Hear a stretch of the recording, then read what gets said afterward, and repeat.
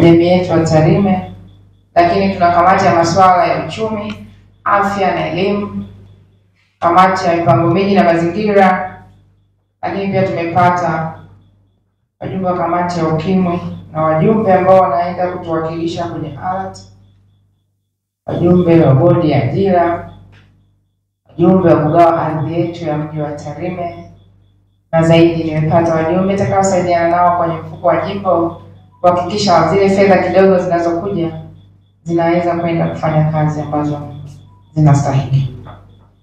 Nawapongeza watendaji wa halmashauri ya mji wa Tarime. Najua nishakuwa mbunge wa jimbo hili 2015-2020. Pamoja na kwamba na sisi kipindi hicho tuliweza kusukuma mapato yakapanda kidogo, lakini ilikuwa kwenye bilioni 1.9 mpaka bilioni 2. Sasa leo tu kwenye bilioni 4 tunazungumza.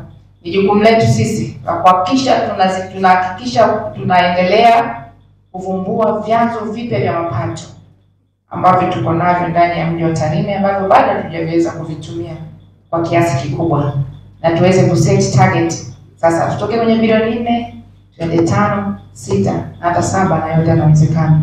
Na yote yatawezekana, mmeshaonyesha bila. Kwa kweli mkurugenzi amekuwa akinipa ushirikiano, lakini na watendaji wengine tuwafikia nataka utatuzi wa kitu fulani kwa hivyo sita huko nyuma. Kwa natumai kwa ushirikiano huu na umoja wetu na upendo tulionao kwa madiwani na watendaji, tutaenda kukuza mapato ya halmashauri yetu ya mji wa Tarime kwa kuwa na mahusiano chanya na wananchi wa mji wa Tarime, ili hata tukafikia tukasema tuna kitu hichi kwa ajili ya kuongeza kipato wasiweze kusita.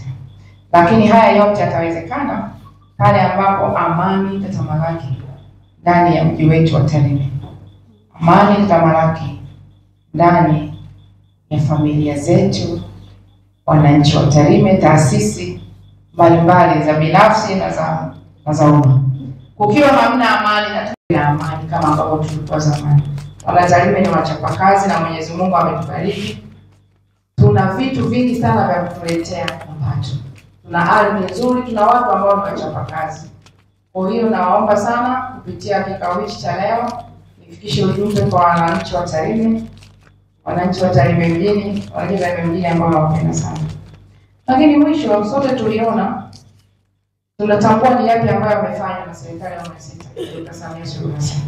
Lakini wakati anazindua bunge, alibainisha bayana mambo mbalimbali ambayo atalifanyia taifa letu. Alionyesha kwenye sekta ya elimu mambo ambayo tunaenda kufanya, na sisi kwenye ilani zetu ilionyeshwa dhahiri kwa mkoa wa Mara na mji wetu wa Tarime.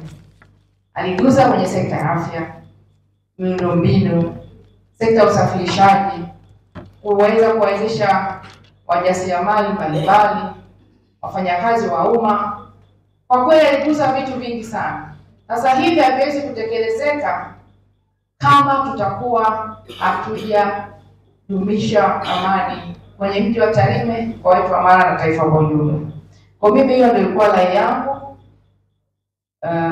Tunaomba sana.